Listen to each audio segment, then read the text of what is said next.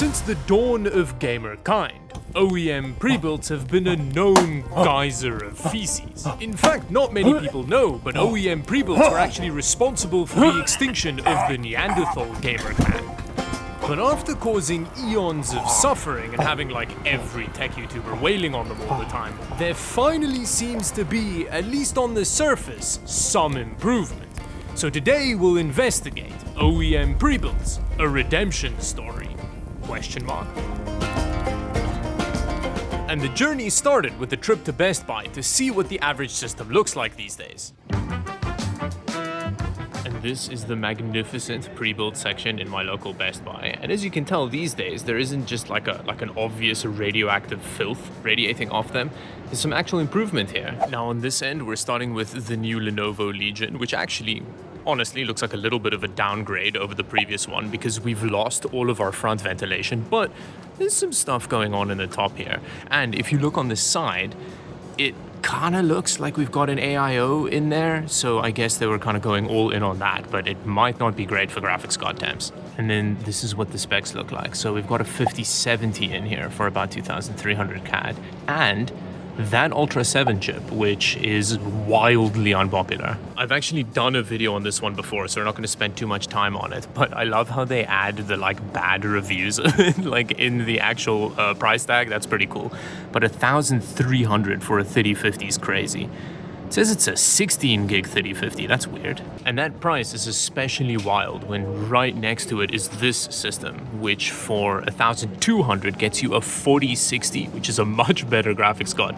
And I guess that reflects in its reviews as well. I think I've had a look at this model as well though, but very exciting. We've got dual channel RAM. Next to that is another leg ion.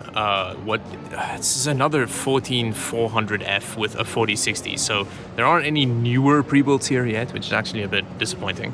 Oh, there we go. We've got this bad boy with a 5070 in it and a 9900X. So if this is a beast, but it's a little bit out of our price range. However, I'm also really interested in getting one of the new Acer Nitro systems, because look at it, it looks like a normal case.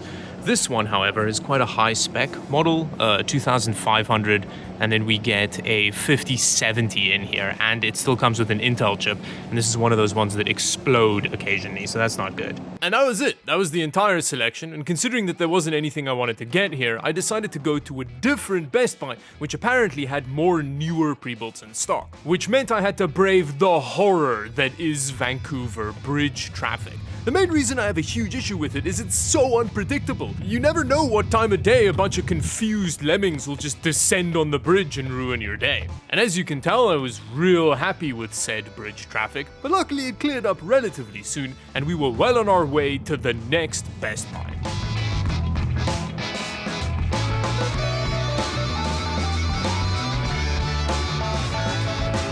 Okay, so we've arrived at the downtown Best Buy. Hopefully they have a better PC stock than the other one.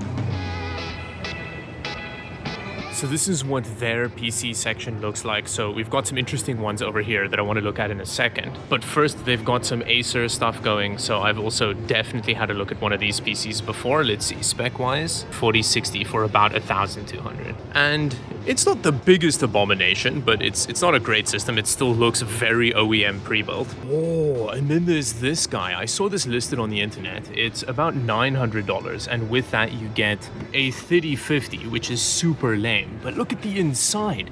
There's like a laptop system in there. I love that one of its main features is uninterrupted gaming experience. The reviews are horrible, but that is fascinating. I may actually get this one just from that perspective, but let's see what else they have first. So they've also got one of those Lenovos, but this one's actually powered on, so you can see what it looks like lit up. And downtown also has an Alienware section with one of the new Alienware pre-builds. Now I've heard a lot of good things about this one, but I think they're super expensive. I think this is, yeah, it's a little bit out of my price range. That's crazy. Ultra 9 and a 5070. Ooh. These Omen systems actually look pretty interesting. This one's way smaller than I was expecting. Like, that's my hand. It's pretty tiny. But look at its case. You got some front airflow over here with an ARGB fan. There's also some ventilation on the side, and then you can see there's a reasonably sized little cooler in there. And some dual channel RAM, exciting. In terms of specs, it's not quite as exciting, even though we do have a pretty cool AMD CPU in here. It's just a 4060. However, for just a little bit more, there is a 5060 Ti variant, which I don't see here, but apparently, according to the website, they do have one. And then its bigger brother also looks decent. Like, this looks like the kind of case you would buy for a custom system, which is a really good step up from what we used to get from HP. Now, it's really difficult to tell in here, but aside from the dual channel RAM, we've also got proper ATX power supply cables, so it is upgradable, which is very good. And there's like a proper power supply basement and stuff. I mean, compared to this, which is what HP's gaming stuff used to look like, it's just such an improvement. But wow, the downtown store is way better than the one near me. I'm not quite sure which system I want to get though. The HP seems really interesting, but that laptop internal one seems so cool. I don't know. I mean, it's clearly a piece of crap, but it's a fascinating piece of crap, which is my favorite kind. However, I don't think that fits the theme of this video, so I'm going to ask about the HP one and we'll take it from there. Maybe we'll do another video on that later. I mean, that is one of the things with the systems in a place like this. There are some decent options, and we'll see just how good soon enough once we get the PC, but there's also a bunch of previous gen terrible abomination systems, so you gotta be real careful not to catch a little bit of gonorrhea here. And all that was left to do was really soak in the sights and sounds of Best Buy while I waited for them to bring out our new system. Oh yeah, we've got some premium gaming happening here. Look at that frame rate. With our little Omen secured, let's see if it really is a top deal as Best Buy claims by comparing it to custom system pricing.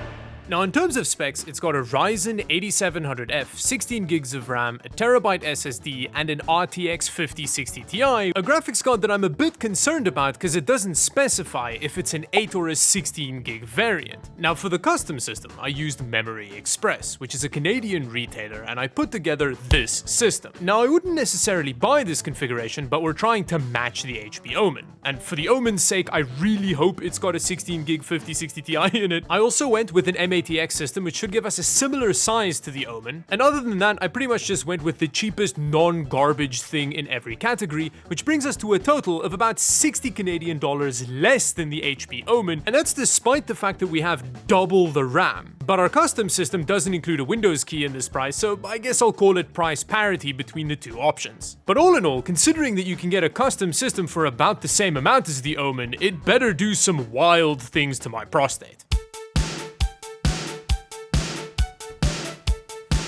Now, straight off the bat, it's much more of a mixed bag than I was expecting after having seen it at the shop. Now, I really like the size of this. It's got a small form factor vibe to it. The front I/O is really good, although the rear I/O looks as desolate as the kind of place they train Mars missions in. But immediately after looking through the window in the side, I know why they didn't have this displayed in the shop, because it's just got one stick of RAM in it. All of the systems we saw at Best Buy all had a bunch of sexy RGB peeking back at us from the RAM slots, but here we've got one pathetic little stick in there. Why? Why? I'm glad you understood the importance of airflow, but how did you not understand the importance of that? Very annoying. After my little outburst, I decided to pop off the side and have a closer look inside the system, but immediately ran into a small hiccup. It's a hex screw. They're using a hex screw to keep it closed. Is that one of the, 3 sizes that comes with the Linus screwdriver? No, it's not. Sorry about that, Linus. I'm sure that's not the publicity you want. Gonna pop the side panel off, and it's just an HP Omen. This doesn't look any better at all. It's exactly the same as the last 8 years of HP pre-builds. So my immediate takeaway from seeing this interior, and I haven't delved very deep yet, but you should get the bigger version of this system. This still has most of the age-old problems, like the non-standard abomination motherboard shape that runs from the back to the front of the case, with power supply connectors that aren't standard, so you can't upgrade the core of the system. It doesn't look as custom gaming system-y as the bigger system does. Now, at least the CPU cooler seems marginally less pathetic, and aside from them using Nvidia's Arson connector, it seems like a reasonable cooler for an RTX 5060 Ti in here, although I'm still not sure if this is an 8 or a 16 gig variant. Oh, this is the 8 gig, isn't it? It doesn't say on the box. That's not a good sign. That means it's almost definitely the 8 gig variant. On the bright side, the power supply is 80 plus platinum, so that should be solid, and that's usually one of the things where the OEM pre-builds don't cheap out, because they know that the power supply is the thing that'll kill the system and then cost them money to fix under warranty. So it makes sense that they don't cheap out there. But other than that, I'm pretty disappointed. I feel like I should have gone for the laptop interior one. But I guess disappointment is very much in the wheelhouse of the OEM pre-built experience. With that, let's fire it up and find out finally which version of the 5060 Ti we got. Ooh, we get a gamery background. I actually kind of like this. There's like a minimal gamingness to it. So yeah, it's actually a relatively tasteful gaming background. Now, in terms of venereal disease, aside from it obviously having the alpha VD on it, McAfee, this is pretty much in line with what you'd expect from OEM pre-builds these days. You got some HP crap and yeah, I mean, it could be worse. Wow, I am doing some crazy stuff to the Valve hardware survey because I have just been submitting every system configuration I've been testing for the last like 2 months. So yeah, they're probably confused by that one. So with that, let's check out the GPU version. Here is our 8700F, our 8-core 16-thread AMD chip, our single 5200 MHz DDR5 stick, and then our graphics card is... It's a 16 gig! No way! I genuinely was not expecting that. I was almost certain we were going to be getting an 8 gig version of the 5060 Ti here, but we didn't. So good job, HP. That is a lot of brownie points you just won there, like at least 10. Now we're starting off, as always, with CS2 at 1080p low settings, because this is something that kind of gets kicked in the crotch by bad CPU configurations. So I think this is a great way to see what kind of performance gain we can get with a proper RAM configuration. And straight off the bat, aside from the weird Omen pop-up, even for CS2, 50% GPU utilization is very little. There is clearly something that the system's not happy with. It's kind of running like crap, to be honest. Which, it's kind of funny that CS2 running like crap is 200 to 300 frames per second. Which honestly kind of makes the problem a little bit insidious, because if you don't have a context or know how to test this kind of thing, you would launch CS2 and think that there's no issue. This is running as it should. Oh, yeah, okay, so in Cyberpunk, we're getting in the mid-70s, which feels like not much for this graphics card, considering that we're running at 1080p ultra settings here. And our GPU utilization, not great, hovering between the mid-60s to the upper 70s. So we're not getting full utilization of our graphics card here. I mean, honestly, this is the kind of performance I would be expecting at 1440p with a 5060 Ti. Our CPU is also pretty much catching on fire at this point. It could be worse, but still, it's not great temperatures. I don't think the premise of this video is working out very well. This feels like a pretty standard OEM pre-built gaming experience we've got here. Oh. But with that, let's fix the RAM configuration. Maybe that helps.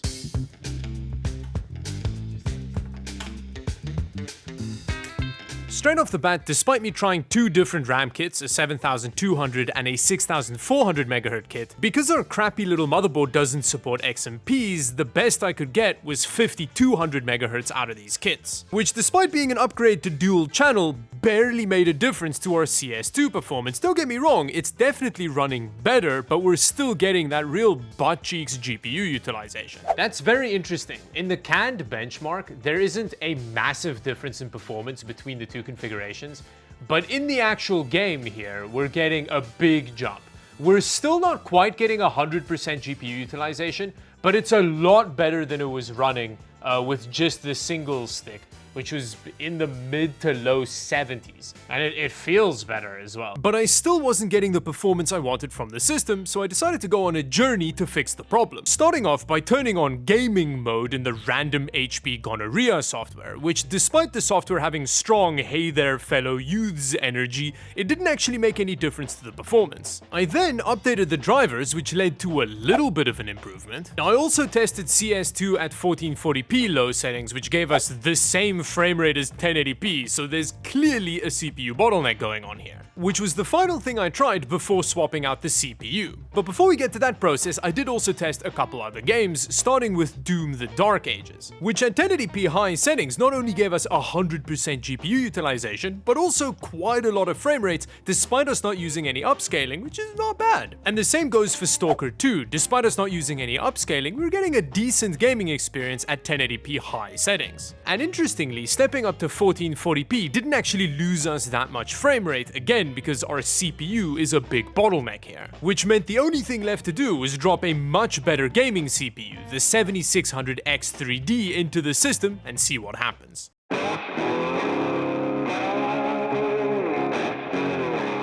Ugh, look at all that thermal paste.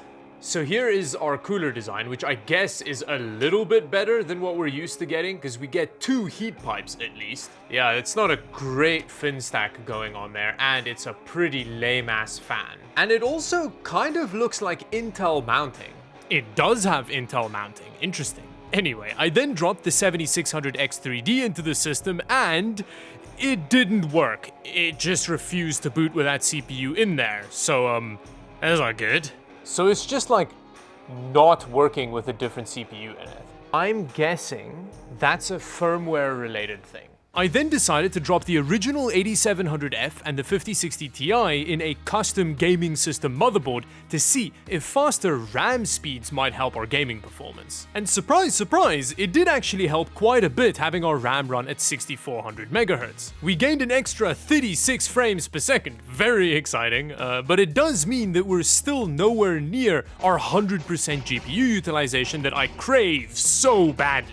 So I then dropped the 7600X3D in the custom motherboard with the 5060 Ti, and finally we got the performance I was looking for from CS2. Look at all those glorious frame rates. We're still not getting 100% GPU utilization, but at over 500 frames per second, I'm fine with that. And all we had to do was use a completely different CPU and not the poo-poo garbage motherboard in the HP system. Which I think means we can safely conclude this video. There may be some elements aesthetically that make OEM pre-builds look better these days, but if you're not careful, you're just gonna fall straight into the same old crap.